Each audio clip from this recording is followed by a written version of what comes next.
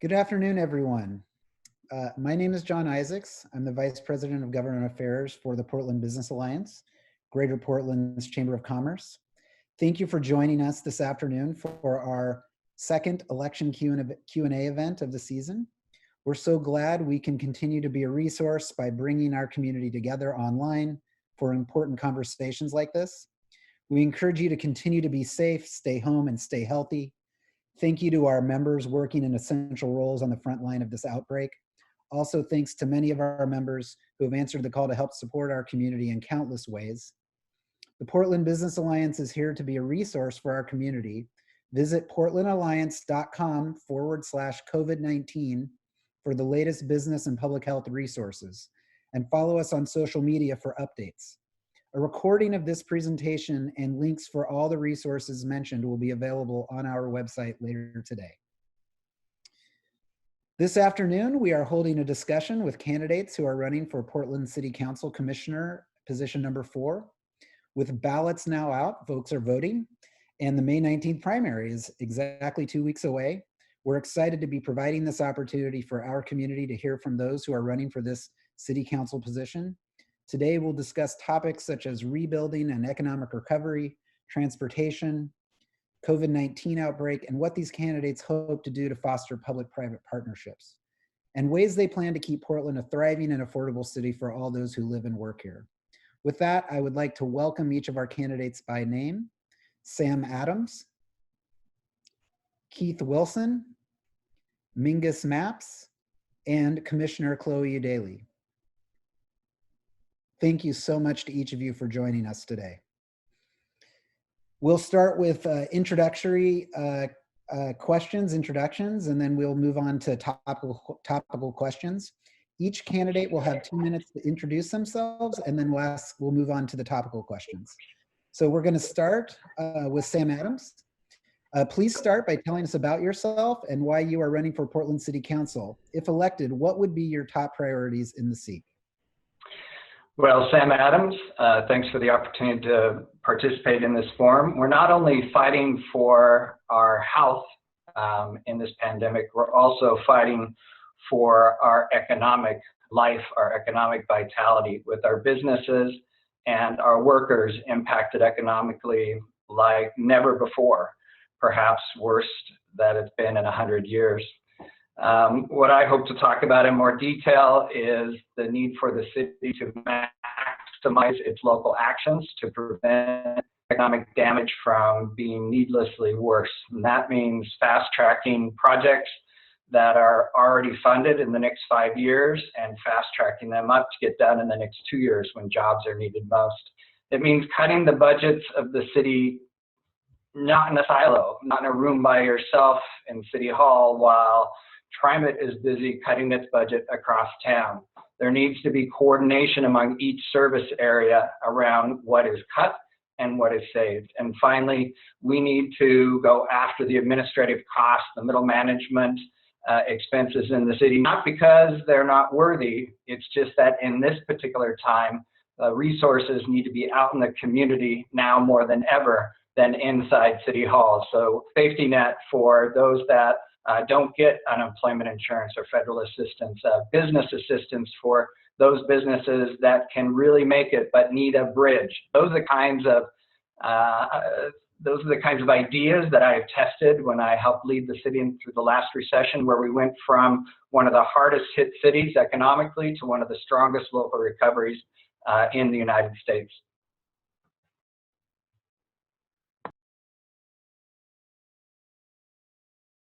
Sorry, I forgot to hit the mute button. Thank you, Sam. Okay, and now we'll move to Keith Wilson.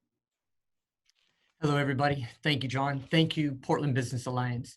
So Keith Wilson, and running for Portland City Council. So I'm a lifelong Portlander. I grew up in North Portland, graduated from Roosevelt. At an early age, I always knew I wanted to go to college, so I put myself through college, first one to do so in my family, graduated from Oregon State, and then my first job was at NBC in New York. It just happened there. It's where I wanted to begin my career. And then that afforded me an opportunity to live and work overseas. And I ended up in New Zealand, getting ready to accept a career job, but then just taking stock and I realized that I loved Portland, the community, my friends, the area. So I moved back and started interviewing in my career at the time. My father, a small business delivery company owner at the time, asked me to come work for him, and I did. He soon retired. I got a master's degree in management, knowing I needed to know more from the University of Portland, and then put my head down with my team. And I believe, arguably, we now have one of the most modern, safe, and technologically advanced carriers in the nation. And I want to bring that to Portland. And certainly I know that we're in a crisis now. So that has changed all of us in this past 2 months. But focusing on my priorities, it's our persistent and growing homelessness that alarms me the most. It's not the city I recall or I remember. And I really want to address that. And I've since spent the last 2 years traveling the nation and interviewing people and mayors. And I've been able to befriend Mark Johnston, who was appointed by President Obama as Assistant Secretary of the HUD in charge of homelessness. And he and I gave a town hall this past Thursday, and I invite you to look at our solutions for Portland. Our climate emergency, Titan, the company I have, is arguably the lowest carbon footprint in the nation. I want to bring that to Portland. Our deeply affordable housing, I have lived experience with that, and our inability to clean and maintain and our deteriorating public safety. Those are my key priorities, and I have proven experience, and I look forward to the opportunity to bringing that to Portland. Thank you. Thank you, Keith. Now we'll move to Mingus Maps. Hello, everybody. Can you hear me? We can hear you. Great. First, I want to thank John for hosting this, the PBA for helping organize this, and all of you for tuning in. My name is Mingus Maps. I'm a candidate for Portland City Council position number 4. I appreciate this opportunity to introduce myself to you. I am a longtime Portlander. I've had family here for my whole life. I did my undergraduate work at Reed College, and then I went on to get my PhD in government from Cornell University. I've split my career between being an academic, a political scientist, someone who studies and researches and teaches on issues surrounding urban politics and public policy. And I've been a public servant here in Portland. In Portland, I have helped run the city's neighborhood association program, its crime prevention program. I've worked for the Multnomah County Chair's office. I've worked for Portland Public Schools and their intergovernmental relations office. And all of those experiences have taught me a lot about how Portland works and how it does not work sometimes. And it's given me some ideas about how to make Portland work better. When I'm on city council, I will be deeply committed to making our city work better. Obviously, because of recent events, everyone has a new top priority. My top priority will be helping lead our city out of this COVID crisis. This is both a health crisis unlike any we've seen in a century, and an economic crisis unlike any we've seen since the Great Depression. After recovering from the COVID crisis, we need to then, I think, focus in on some of the core issues that have plagued Portland for far too long. I want to bring down homelessness and bring up the amount of affordable housing in our city. And I want to address the fundamental flaws that keep Portland from performing adequately. That means fundamental structural reform. I want to direct City Council to hire a city manager to coordinate services across bureaus so we can spend our dollars wisely and develop programs which are effective. I also think it's time that we change the way we elect members of City Council. Right now, everyone runs at large. I think it's time that we begin to elect members of City Council through neighborhood-based electoral districts. Thank you. Okay, thank you, Mingus. And then we'll finish introductions with Commissioner Daly.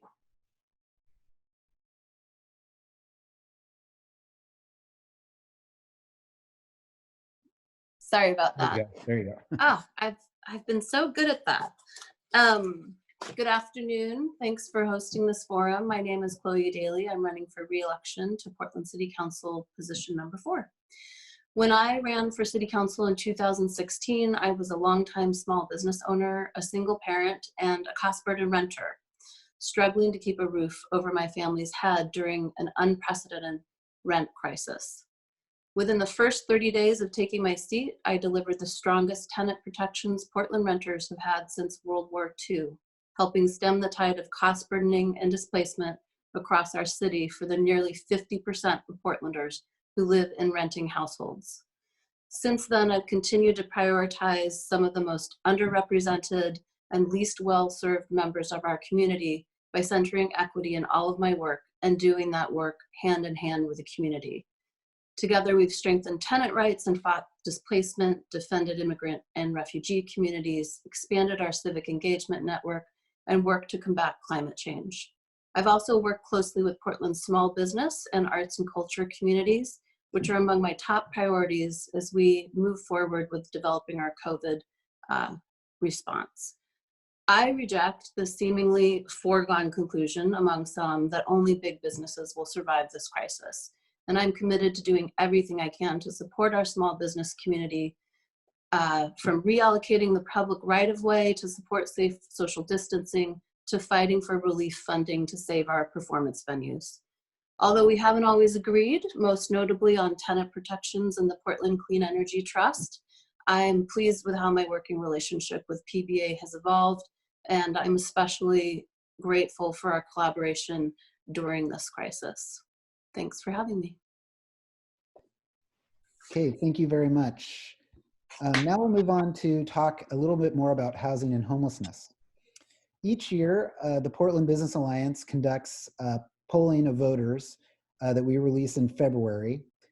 This year, nearly half of voters named housing and homelessness as their top priority.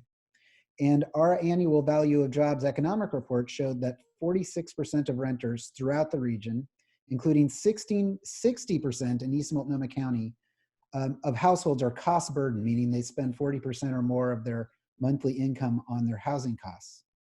We know that the number of Portland area residents experiencing or threatened with homelessness is likely to rise as the extent of the economic toll of coronavirus becomes more apparent. If you are elected as Portland City Commissioner, how will you address this challenge? Are there any particular policies and programs that you support that address homelessness in the region? And what are some other actions that you support to jumpstart housing development and stabilize housing costs for all Portland residents? And if you don't mind, we'd like to hear your position on the Metro Homeless Services Measure. So we'll start with Keith Wilson for this question. Go ahead. John, to clarify, we get an hour on this one, right? 2 minutes. With that said, I'll go backwards forward. So the Here Together measure, yes, supporting on that. That is one of the things that we need. Regarding housing, I am a deeply affordable housing advocate. I lived in micro units and single room occupancy in New York, and it's the only way I made it when I began. And it's that missing rung in Portland where we need housing at $500. We've got to build and fast track that. It is missing. As far as homelessness, it's the one area I really want to focus the rest of my time on. So I want to really focus that if we are walking in or walking off a cliff, we've got to provide for our city. And we have a moral obligation to provide a safety, shelter, security, and sleep for anybody who needs it. Our city has normalized camping, and we tend to believe that, or we think that it's compassionate, but then we have 80 people die on our streets any given year. We need to get that to zero by allowing and pulling back our police and our ordinances. We've allowed it to grow. So this past 2 years, our unsheltered homeless upon arrival in Portland has grown 35%. Our unsheltered rate in that time has grown 22%. All the while, our sheltered has reduced 21% because our homeless service agencies are doing their job, but our city council is not. They've pulled back the police. We're not allowed to help the homeless, and then our city isn't providing temporary shelters. So we have to provide pop-up temporary shelters. It's low cost, and we have to provide access to services because nobody should die on our streets, and we have to stop the direction that we're going as our city. So thank you so much. Thank you, Keith. And now we'll move to Mingus Maps. Hello. Very important question. I'll start with the easy one, the bond measure. Yes, indeed, I do support that. I'm excited about it. I think it's time that Oregon and frankly the rest of the nation viewed homelessness as a regional issue, and that's I think one of the powerful things about this proposal. I also am deeply I'm committed to the notion of connecting housing to social services, and I think that bond gets us there too. So that is a great step in the right direction. Let's continue to think about homelessness. It's clearly, prior to the COVID era, was the most important issue facing our city, impacts nearly every block in our city. Homelessness diminishes both people who live on the streets and those of us who live in homes and pretend like we don't see that man or woman sleeping in the tent on the sidewalk. I think that we need and can make progress on this important issue. One of the things I've learned from studying homelessness and working with the houseless community is that the easiest way to bring down the absolute number of people who sleep on our streets is to prevent people from losing their housing in the first place. That's why I support dramatically increasing the amount of funding that we provide for temporary rental assistance.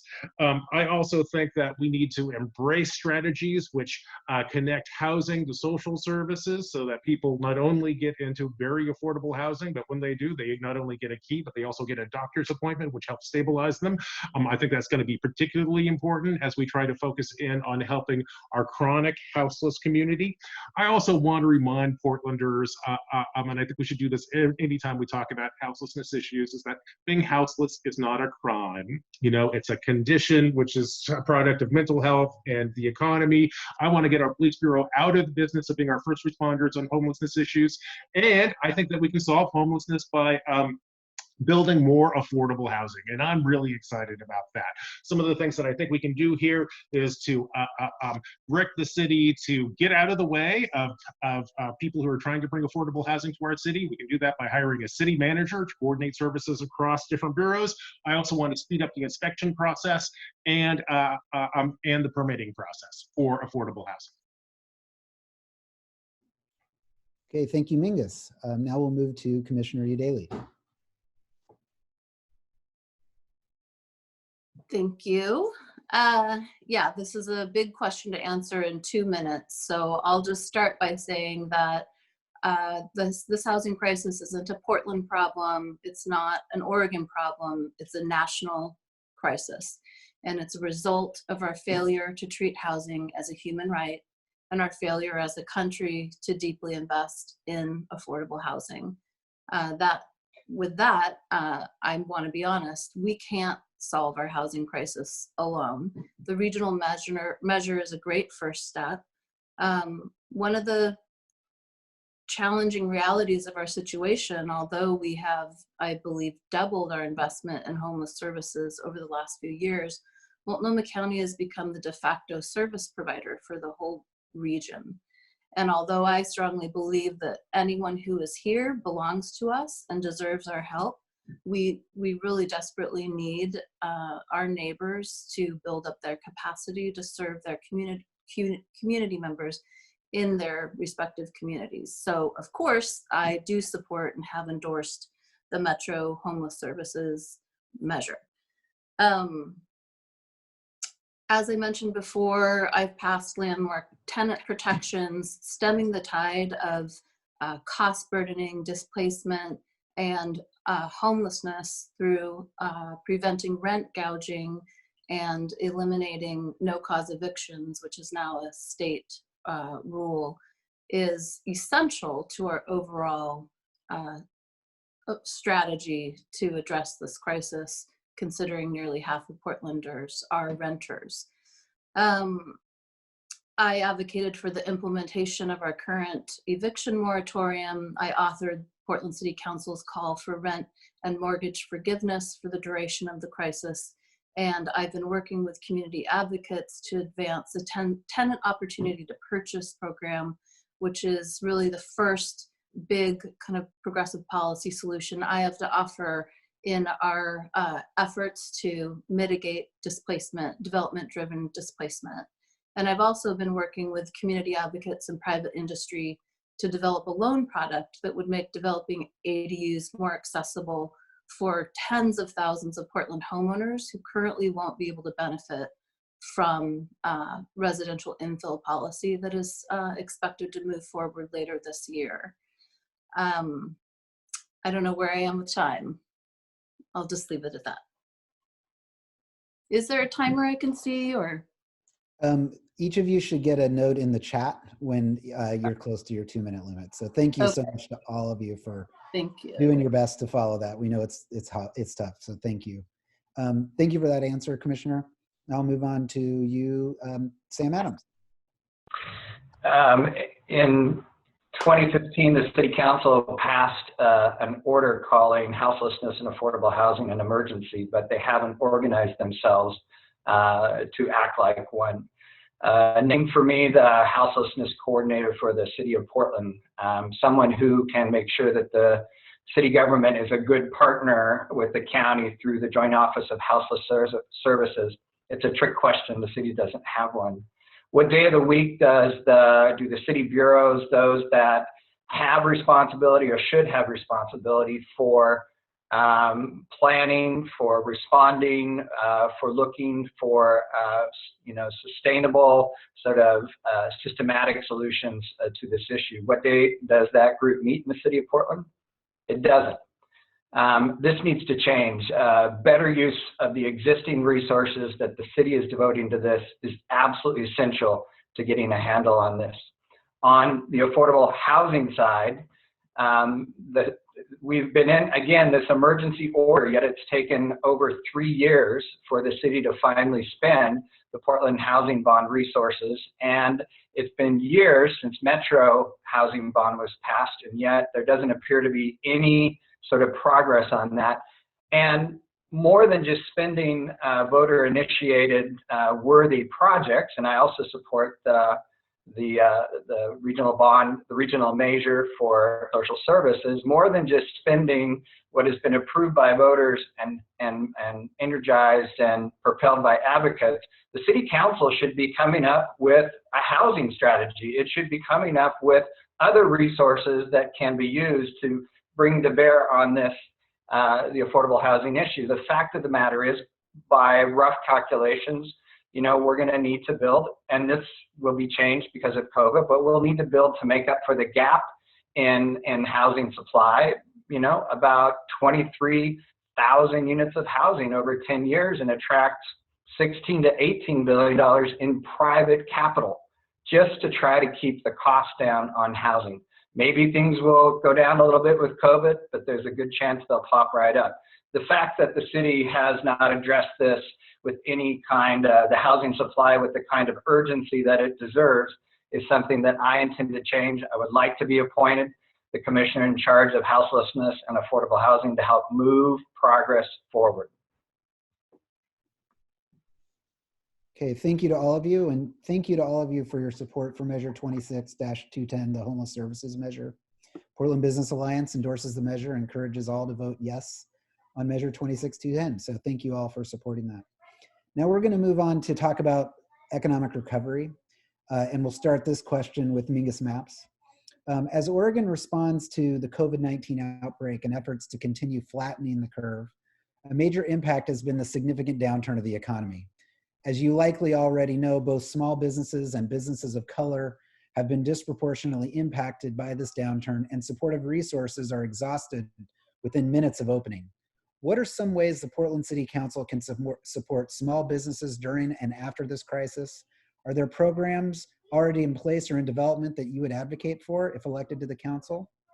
And Mingus, we'll start with you. Sure. Am I on? Yes. I am on. Thank you for this important question. I think it's probably the most pressing question facing our city today. And yes, I do have ideas about how the city can facilitate economic recovery.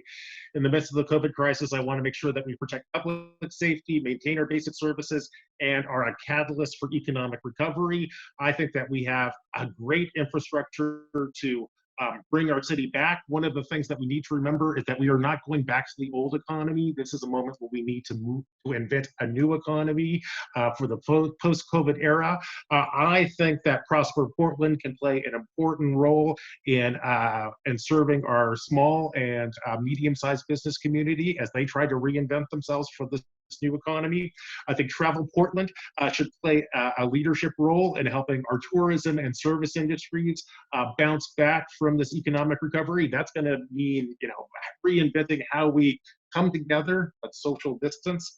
I also see RAC and the Portland Film Office as being important vehicles for promoting and maintaining the arts as we move forward. And again, those anything which requires Portlanders to come together to kind of celebrate culture or community is going to need a fundamental rethink. I also think that the city plays an important role here, or needs to play an important role here, by defining the new rules of the game. As we move forward, rules about public spaces, how many people you can put in a restaurant or a movie theater, how much parking we have. All of this is going to have to be rethought. The city needs to be a partner there, working with industry to reimagine how our city can work in these new and challenging times. I'm excited about this opportunity. I know it's a heavy lift, but it's also an opportunity for us to recreate our economy so that it is more equitable and greener. That's the direction I want to go. Okay, thank you, Mingus. Now we'll move to you, Commissioner Daly.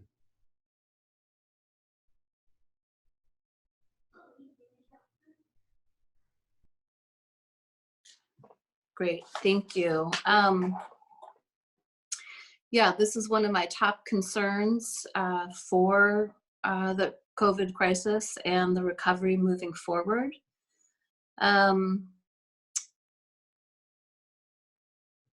It's hard to know where to start. I mean, I've been advocating from the very beginning for both residential and commercial eviction moratoriums, for the state and federal government to intervene on the behalf of mortgage holders for mortgage forbearance and reasonable payback plans, which property owners can then in turn pass on the benefits of the plan to their tenants. I think more than ever, it's clear that landlords, tenants, workers, small business owners are all in this together. And if the small business community is going to survive, all of the stakeholders are going to have to cooperate and collaborate. One of the things that I'm working on right now is working with our whole business community, but in particular the small business community, in the conversation about how to reallocate our public right-of-way. That began with parking spaces. Maybe they become pickup drop-off zones, maybe they become spaces for people to safely socially distance. But now we're hearing from the restaurant community in particular that they would like to shut down streets to create outdoor dining, kind of public plaza outdoor dining. And so we are working with them on that. I have been a longtime supporter of bringing back the Small Business Advisory Council. I am the liaison to Venture Portland, who has completely reoriented their services to addressing the COVID crisis. And of course, I work with Prosper, PVA, Business for a Better Portland, and Portland SOS, which is a more recent development response. Okay, thank you, Commissioner. Now we'll move to Keith Wilson. Thank you, John. So as the question is small businesses, and then primarily it's going to affect disproportionately communities of color or minority businesses. So since our last recession a decade ago, the two largest banks in Oregon have only provided 28 loans to businesses of color. And so when we think about that, at the end of this economic cycle that we just finished, because we're in recession now, they were the ones who were the last to fund and now will be the first to fail. So we have to change that whole process where we can't allow our fund or liquidity to affect people of color because their ideas are as important as any others as far as innovation. So we've got to level that playing field. So we know that the city is in a hole of 100 million. We've all read the stories. We know that the CARES Act has funded our city emergency funds with 114 million. We know Prosper Portland had $3 million that disappeared like water in the desert. As quick as that was given, we had hundreds of grants given, which was great for the city, but we had 11,000 applications. We need to fund that. So the spirit of the funds on the CARES Act is to allow our city in an emergency situation to prop up our small businesses. We have no Fortune 500 companies. There is no too big to fail here in Portland. We are all a community of small businesses. We all have friends who have businesses that are failing right now that won't come out of this. So our city must work together to fund that liquidity. The city's the lender of last resort, and we're in a hole or a crater right now that's going to be extremely difficult to get out of. What else do we do? So we need navigation services. We need to fund Prosper Portland. We need to focus on the intellectual capital we have. So you look at the Portland Business Alliance and all of the experts in small business there. So let's talk about navigation and building that public-private bridge so we can help small businesses through this, because I could easily talk to somebody and start helping them through this process, as it's my third recession and it would be an honor to do so. So we have access and opportunity with the city. We just have to act with a sense of urgency right now like we've never had before. Thank you, John. Great. Thank you, Keith. And then we'll move to Sam Adams. Well, I'm going to emphasize some of the open remarks I made and add to them. This is an economic crisis. There's no question about it. And a lot of my peers here have talked about what needs to get done, and that's great. But we're not helpless, and there's a lot of things that we can and should do.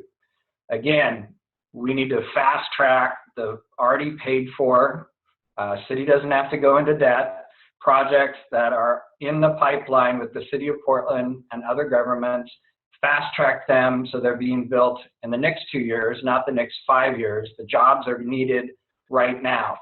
Those need to come with, the kind of employment training that is available or can be made available, with cutting the budget and helping other governments that the 26 layers of government that work in the city of Portland to help fund that, so that they're cutting administrative services as well. We can fast track the affordable housing, as I mentioned, not only just water, sewer, and transportation projects that are already in the pipeline. I want to reemphasize the need to cut within service area. There is no reason why the Portland Police Bureau and the Multnomah County Sheriff's Office are sitting across the rivers from each other and not coordinating their budget thinking and their budget decision making. Granted, there are different boundaries with almost every other 25 layers of government, independent governments that work within the city of Portland, but when they're working in the city of Portland's boundaries, that 146 square miles, they should be coordinated on what's cut. And again, the goal to preserve frontline services that small businesses rely on more than ever, that workers, especially unemployed, rely on.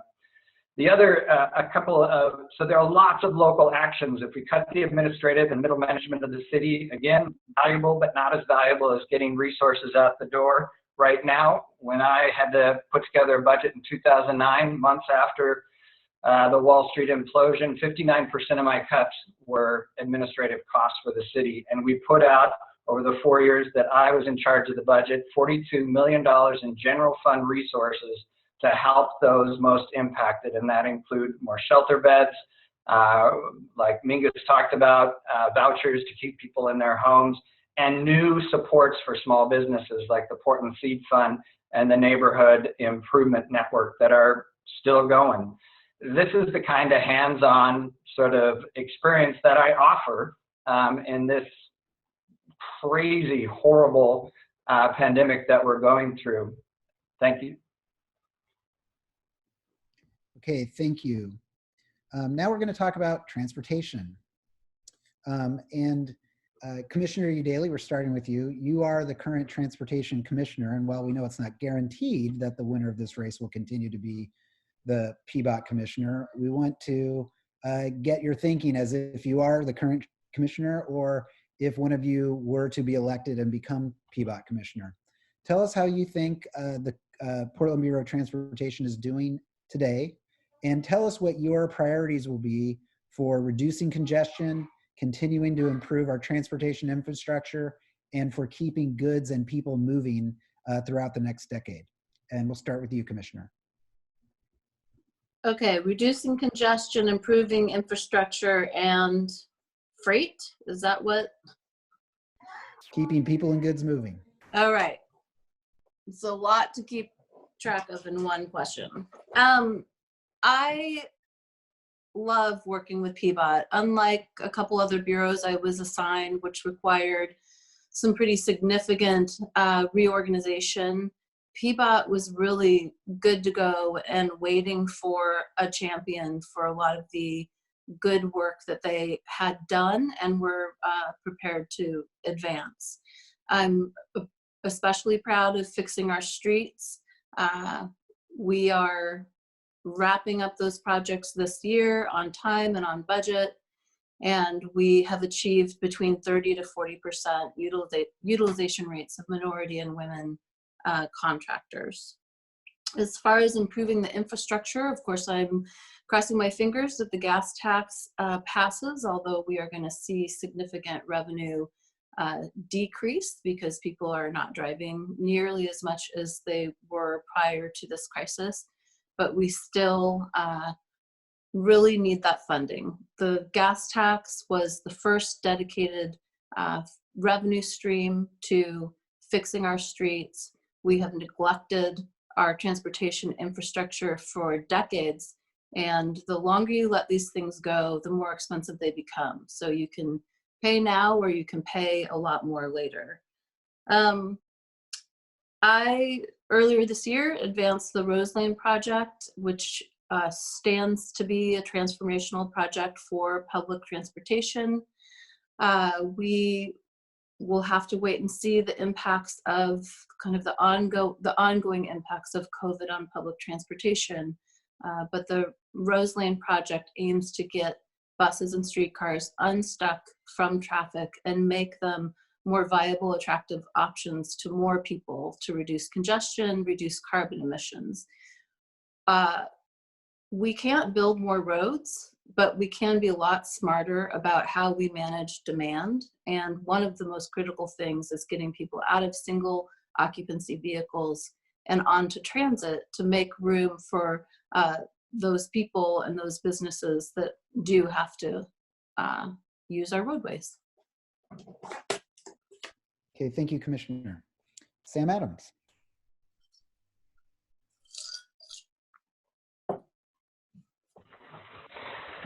Thanks. On congestion, we need to toll with congestion-based tolling, both Columbia River crossings, and make sure that the tolls are not regressive by automatically plugging in discounts for those that are on the trail card or eligible for SNAP or low-income utilities with the city of Portland.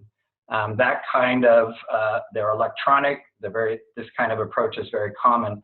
That will help the 60 to 80,000 commuters from Clark County, state of Washington, into this region. 30% of those commuters go as far south as Washington County. They need a carpool. We can move resources around, so we're offering better transit, including the opportunity to do nonstop transit on the Yellow Line. There's the first place to unclog the system on I-5 especially is to have congestion-based tolls. That's a lot of the work to home commute in terms of the big percentage of the congestion related to people driving around for getting goods and services. The city has neglected the 20-minute complete neighborhood concept. I would breathe new life into it. So if you want to go somewhere else around town, fine, but you don't have to get the basic your needs met, entertainment needs met in your neighborhood. I created, along with the county, the neighborhood improvement network that invested in long ignored main streets of the city that need to be vital and are the core of those 20-minute complete walkable neighborhoods. The J District, Roseway, Cully, those are the few of the investments that are ongoing, and I would expand that so that we can have more of the long historically ignored business districts thrive. The city gets a great return on those investments. I also want to bring up the issue of safety. Last couple years or so has been some of the deadliest years for transportation safety, and the city has neglected this. I had annual safety summits. Safety was a core value of mine as transportation commissioner. It also, when you're dealing with safety issues, you also tend to deal with congestion issues. So as we become more congested as a region, not only on the freeways, but on the city of Portland streets, those safety summits should be a regular thing. Vision Zero hasn't been meeting on a regular basis around transportation safety. We need to bring that back, and that matters to businesses, that matters to users of the roadway. It should matter to all of us, and transportation needs to make that a priority again. Okay, thank you, Sam. Now we'll move to Keith Wilson. Thank you, John. It really comes down to your core value. So I've been working on this because the reason I am running is to become the Portland Bureau of Transportation Commissioner. And I've been evaluating what does that mean. So overall, it's livability and mobility. They go hand in hand, and every decision needs to be based on that. So I look at the numbers and how do we improve or unlock our city? And so we're upside down. Our total mobility of walk, bike, and ridership has gone from 35% to 30%. And so this thought that Portland is one of the bike-friendliest cities in town or in the country is really upside down. When I ride on our bike paths and I have to go around encampments and tents and the unsafe nature, and I visit in forums with people around town and they say, I'm not gonna ride because I don't feel safe, ridership goes down. The same with walking and ridership on our bus lines. When I ride the Green Line to work and I speak to the security guards and I ask them about the encampments on the side, they explain to me that those are permanent encampments. So we're not managing our city, and it's unsafe in that nature, but we need to provide, again, for anybody on shelter, you have to have safety, shelter, security, and sleep, and we have to provide that. So it comes down to 20% of car trips have increased in this last 5 years, completely the opposite of what Portland should be doing. How do we fund our streets? Our gas tax has gone down by 22% since 2004, yet construction costs have gone up 44%. Sam talks about congestion. If done well, it can help dramatically, but it has to be done wisely, efficiently. You can't add hundreds of $1 million in process to get only $100 million back as far as congestion. It has to be wise in how we spend our money. That's a big question. How do we move people and goods? I think that time is up. Okay, Thank you, John. Thank you, Keith. And then we'll finish the transportation question with Mingus Maps. Hi, thank you for this important question. I think unlike some of the other candidates here, I actually think our transportation system is in crisis. If you go back to what our world was like prior to the COVID shutdown, our roads were choked with traffic. It was hard to do, as I've said in forums like this, it was hard to get to more than 3 meetings a day in Portland because of how long it takes to get from one end of town to the other. If we take a look at the number of people who drive to work as opposed to taking some other form of transportation, that has gone up. Biking has gone down, and we see more Portlanders die in our streets through traffic accidents than any time in a generation. I don't see how you can look at those numbers and go, things are going okay. I think we need to do better, and I think we can do better. Part of the solution is doing everything we can to get people out of their single-use automobiles and onto public transportation and onto bikes. I think that we can do that by increasing the quality and frequency of services, public transportation services, especially to some of our underserved communities in East Portland. I think we also need to incentivize the use of public transportation by bringing down the prices of riding the bus or taking the train, especially during peak commuting hours. I think that we need to look at how our cities are designed to make sure that they are walkable and bikeable, so that people don't have to have a car to make things work here in our city. I also think that we need to embrace green sources of living. And that's another reason why I think the transportation issue is quite important. On the other hand, I should say that I oppose proposals, false fixes like expanding the highway in the Rose Quarter. I think that that is likely to cost far too much money and bring far too little relief. And I also think it's time for our city to get serious about bringing down traffic fatalities. This is a true tragedy and an urgency.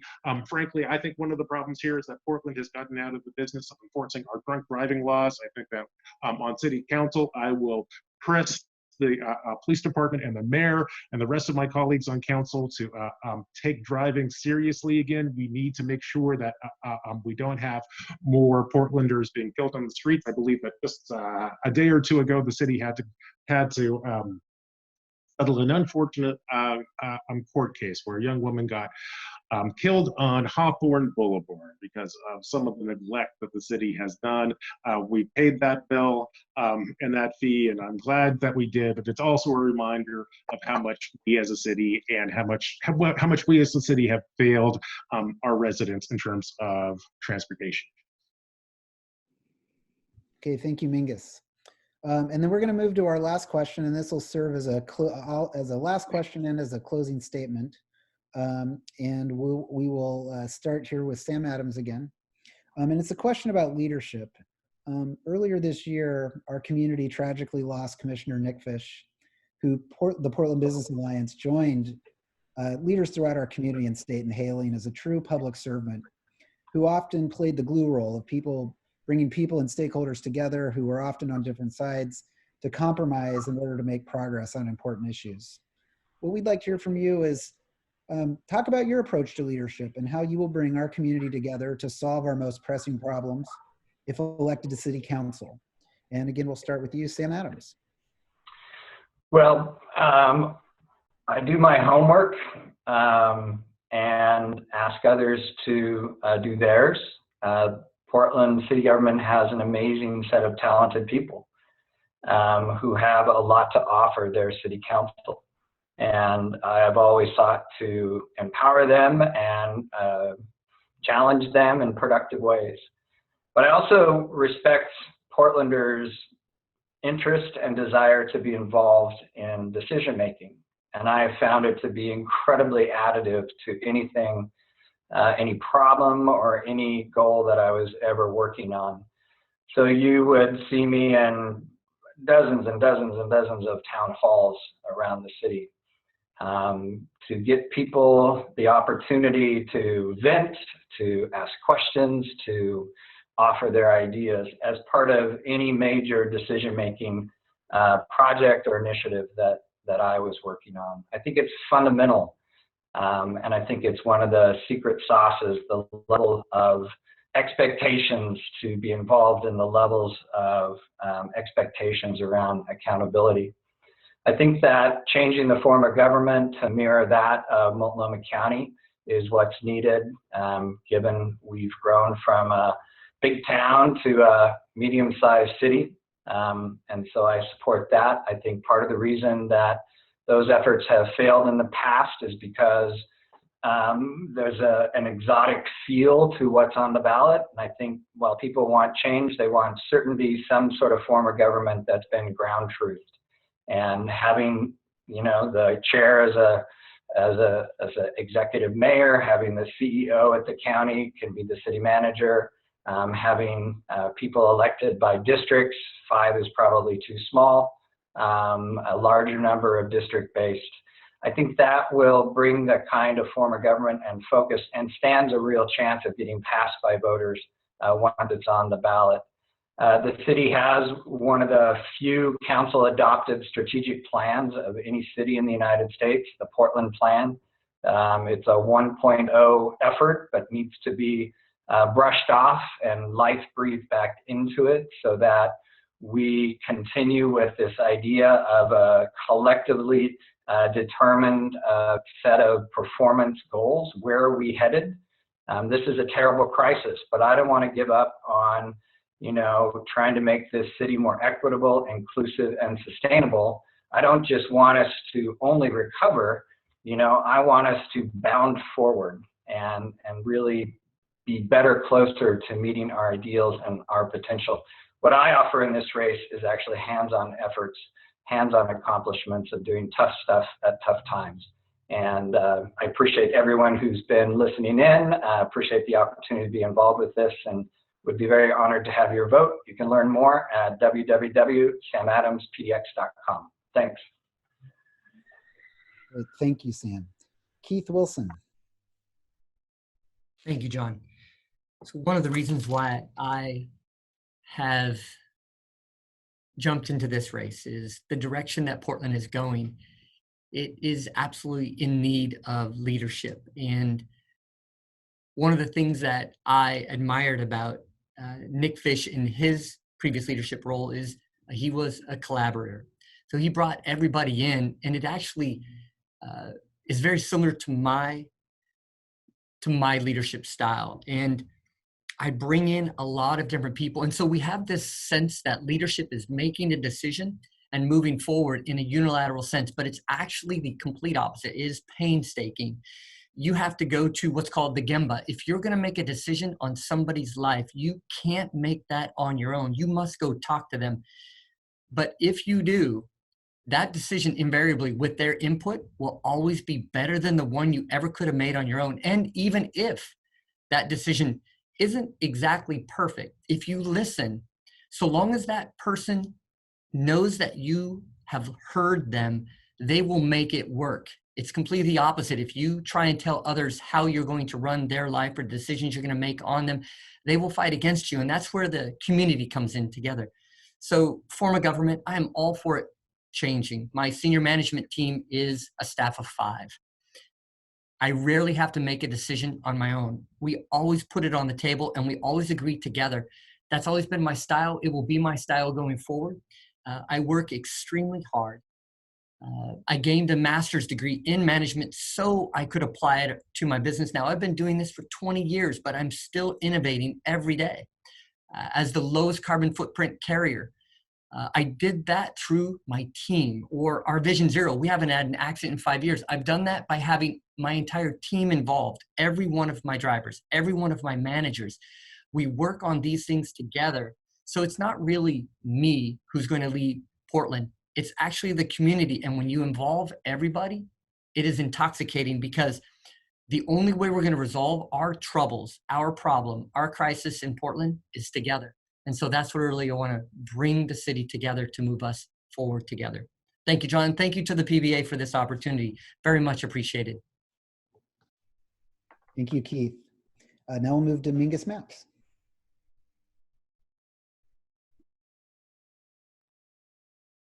Thank you, and I appreciate you asking this question. Over the course of this campaign, I have thought about Commissioner Fish a lot. He was an inspiration to me, and I hope to fill his shoes when I'm on City Council.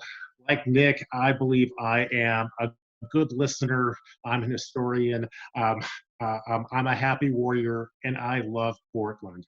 I think some of the things that I bring to this office and this race is that I'm constructive, I'm not divisive, I'm not ideologically driven, I'm a evidence-based decision maker. I support things like neighborhood associations, directing City Hall to hire a city manager to coordinate services across different bureaus. I think it's time that we change the way that we elect members of City Council. Let's move towards neighborhood-based electoral districts. I also believe that I offer a new and fresh choice. one frame to think about this race is that we have candidates who represent the past, the status quo, and the future. One of the things I have tried to do in this race is be your candidate who is future focused and positive.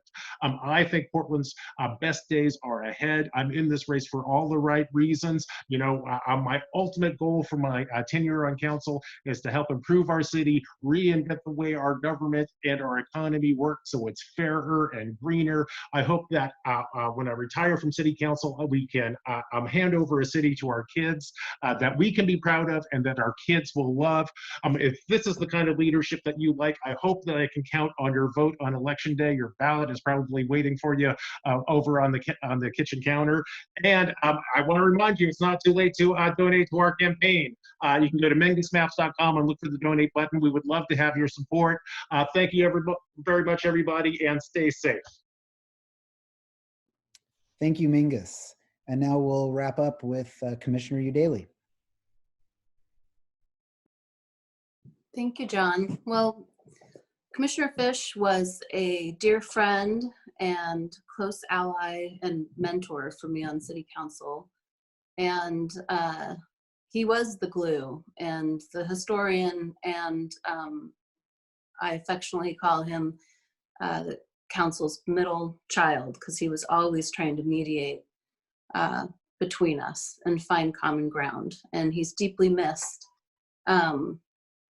And although we have different styles and very different backgrounds, what we both bring or brought is a deep commitment to public service. I also bring some unique lived experience as only the 8th woman to be elected to Portland City Council, the first renter to be elected in recent memory, the parent of a child with a disability, and a longtime small business owner. So when we talk about the best candidates, I like to ask people to define best. To me, the best candidate brings valuable lived experience that's lacking from whatever body it is, in this case, City Council.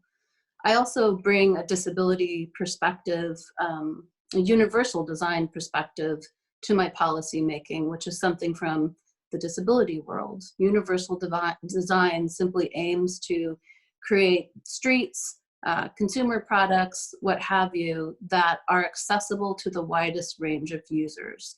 Because when we understand the needs of the extremes, the middle takes care of itself. And for too long, Portland City government has been focused on the middle and neglecting huge swaths of our community, whether they are renters, youth, seniors, communities of color, people with disabilities. When you add all those people up, it's more than half of us.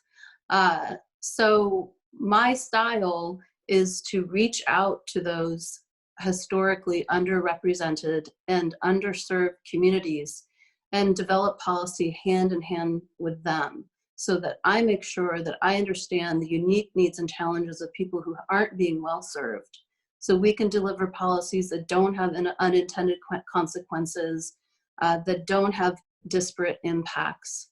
And when we focus or center equity and inclusion like that, we end up serving our whole community much better. I'm very committed to civic engagement. Anyone that knows me knows how much I care about the democratic process.